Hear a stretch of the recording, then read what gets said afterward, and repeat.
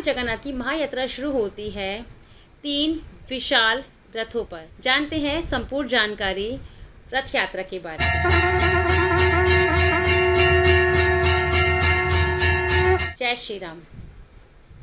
अभी जो पर्व चल रहा है उड़ीसा में सबसे बड़ा और विश्व भर में सबसे प्रख्यात उत्सव है, जिसे कहा जाता है जगन्नाथ की महायात्रा। भगवान जगन्नाथ की महायात्रा शुरू होती है आषाढ़ माह के शुक्ल पक्ष की द्वितीया को। जब आषाढ़ माह का शुक्ल पक्ष की द्वितीया होती है, उस दिन शुरू होती है महायात्रा भगवान जगन्नाथ की। जब भगवान जगन्नाथ की महायात्रा शुरू होती है, उसके लकड़ियों का जब चयन किया जाता है वह किया जाता है बसंत पंचमी के दिन। बसंत पंचमी प्रत्येक सनातनियों के लिए एक बड़ा त्योहार होता है, जिस दिन शुरू किया जाता है भगवान जगन्नाथ की लकड़ियों का चयन किया जाता है। उस दिन जब चयन किया जाता है, तब इसके लिए एक गठन बिठाया जाता है, जिसमें बहुत सारे पंडा शामिल होते हैं और वह नीम की लकड़ी का ही रथ बनता है। जब भी भगवान जगन्नाथ का, माता सुभद्रा का, बलभद्र जी का रथ बनाया जाता है, उसमें कोई भी धातु की वस्तु इस्तेमाल नहीं होती, केवल लकड़ी का इस्तेमाल किया जाता है इंटरलॉकिंग सिस्टम के द्वारा। यह एक विशेष प्रणाली है जो कि प्राचीन काल से चलते हुए आ रही है। जब भगवान जगन्नाथ की यात्रा के लिए रथों का निर्माण किया जाता है, वह बहुत गुप्त प्रणाली होती है। और जब भगवान जगन्नाथ की यात्रा के लिए रथ का निर्माण किया जाता है, जिस दिन वह होता है अक्षय तृतीया वाले दिन। बसंत पंचमी से लेकर अक्षय तृतीया तक सभी लकड़ियों का चयन कर लिया जाता है। जितनी लकड़ी इस्तेमाल होंगी उससे कहीं ज़्यादा लकड़ी इकट्ठी की जाती है। और अक्षय तृतीया वाले दिन, जो कि बहुत पावन त्योहार होता है प्रत्येक सनातनी का, उस दिन शुरू किया जाता है भगवान जगन्नाथ के रथ के निर्माण कार्य, जो कि चलता है रथ यात्रा से पूर्व तक। रथ का पूरा कार्य संपन्न हो जाता है रथ यात्रा से पूर्व, जो कि बलभद्र, माता सुभद्रा और भगवान जगन्नाथ का रथ होता है। भगवान जगन्नाथ का जो रथ होता है वह बहुत विशाल होता है, जिसकी लंबाई होती है 45.6। भगवान जगन्नाथ के जो ब्रदर हैं, भाई हैं, उनका रथ होता है 45 फीट का।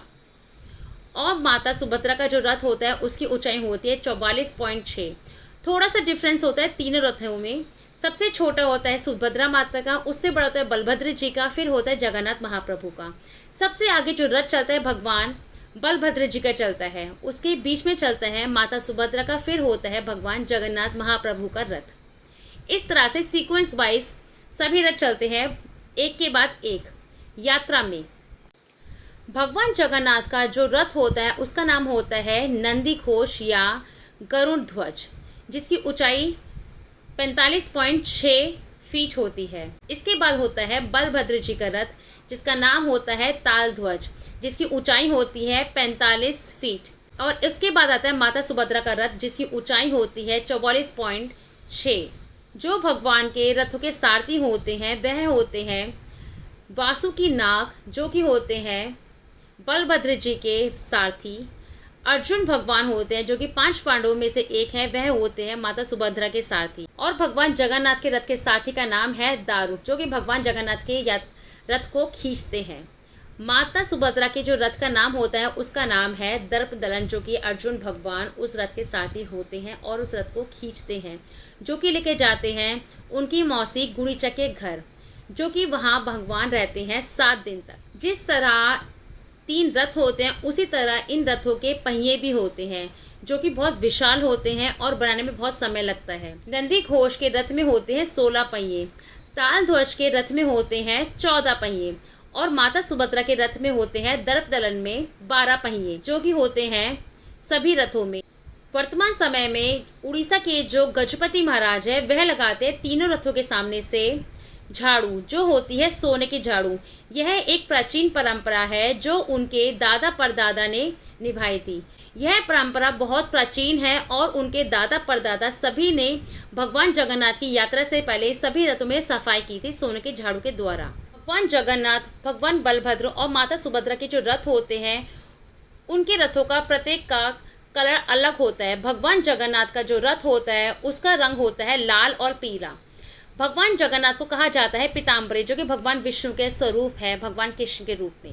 भगवान बलभद्र के रथ का जो कलर होता है वह है लाल और हरा, जो कि है भगवान बलभद्र के रथ का कलर। और जो कि है माता सुभद्रा के रथ का कलर, जिसे कहा जाता है दर्पदलन, उसका रंग होता है लाल और काला, जिसके सारथी है भगवान अर्जुन और जिसमें होते हैं 12 पहिए। जिसकी ऊंचाई होती है 44.6 फीट। भगवान जगन्नाथ अपनी मौसी गुड़ीचा माता के यहाँ पे 7 दिन रहते हैं। जो यात्रा शुरू होती है आषाढ़ माह के शुक्ल पक्ष की द्वितीया को शुरू होती है। भगवान जगन्नाथ, माता सुभद्रा और भगवान बलभद्र के साथ जब भगवान अपनी मौसी के यहाँ पे जाते हैं, यात्रा के दौरान 7 दिन वहाँ विश्राम करते हैं। भगवान बलभद्र, माता सुभद्रा और भगवान जगन्नाथ 7 दिन विश्राम करके मौसी के घर पे 8वें दिन अपने शिव मंदिर के लिए रवाना होते हैं।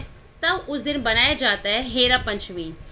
उस दिन पड़ता है 8वें दिन, पंचमी का दिन, तो इसलिए कहा जाता है इसे हेरा पंचमी का उत्सव बनाया जाता है भगवान के लिए। और 9वें दिन जब भगवान अपने शिव मंदिर पहुंचते हैं तो एकादशी के दिन होती है सोनावरी की रस्म, जिसमें भगवान को सोने के गहने पहनाए जाते हैं। सोने का मुकुट, सोने के पैर, सोने के शस्त्र, अस्त्र शस्त्र सभी पहनाए जाते हैं भगवान जगन्नाथ, बलभद्र और माता सुभद्रा के लिए। और उसी दिन होता है भगवान का मंदिर के लिए प्रस्थान।